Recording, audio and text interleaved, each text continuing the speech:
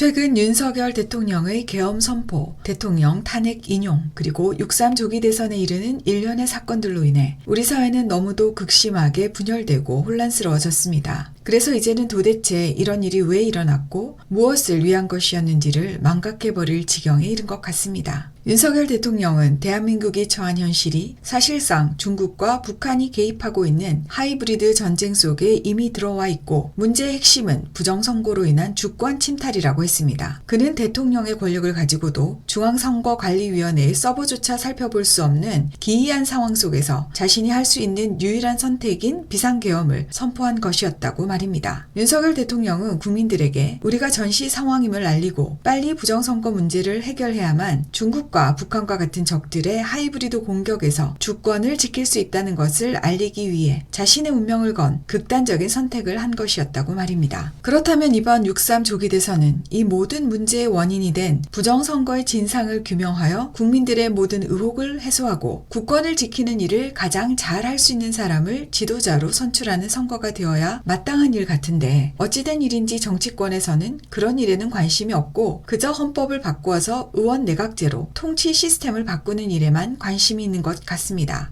문제의 본질은 국민 주권을 잘 지키는 것인데 여야를 막론하고 어떻게 하면 국회가 더 많은 권력을 서로 나누어 가지고 자손 대대로 누릴 것인가에만 관심이 있는 것 같다는 말입니다. 그리고 그 일을 가장 잘 처리할 수 있는 일종의 기술자로 한덕수 전 총리와 같은 관료를 3년짜리 임시 변통령 대통령으로 만들어서 자신들의 뜻을 관철시키고자 하는 것이 아닌가 싶다는 뜻입니다. 이들은 상권 분립이라는 민주주의의 기본 원리조차 없애버려야 한다고 합니다. 제왕적 대통령이 문제이니 대통령의 권력을 없애고 국민의 대표인 국회가 모든 권력을 다 가지고 와야 한다는 식입니다. 이러면 사실상 대통령은 영국이나 일본의 국왕처럼 상징적인 존재가 되고 국회의원들이 대대손손 권력을 유지하는 구조가 되겠지요. 마치 조선 양반들의 귀환을 보고 있는 느낌입니다. 왕은 꼭두각시로 세워두고 노론, 소론, 남인, 북인, 동인, 서인 하면서 자기들끼리 권력 다툼이나 하고 부패하여 백성들의 고혈을 빨아먹고 사는 흡혈귀로 전락해버렸던 조선의 양반들 말입니다. 어쩌다 우리가 공산주의냐 조선 양반들이냐를 놓고 고민을 해야 하는 지경에까지 이르렀을까요? 그나마 선거를 마음대로 조작할 수 있다면 이런 우리의 고민조차 무용지물이긴 하겠지만 말입니다. 우리나라에는 수많은 대학 교수들, 법조인들, 언론인들 등 우리 사회 지식인이라고 자처하는 사람들이 무수히 많은데 모두들 알고도 모른 척 하는 것인지 아니면 진짜 문제의 본질을 몰라서 엉뚱한 소리를 하는 것인지 모르겠습니다.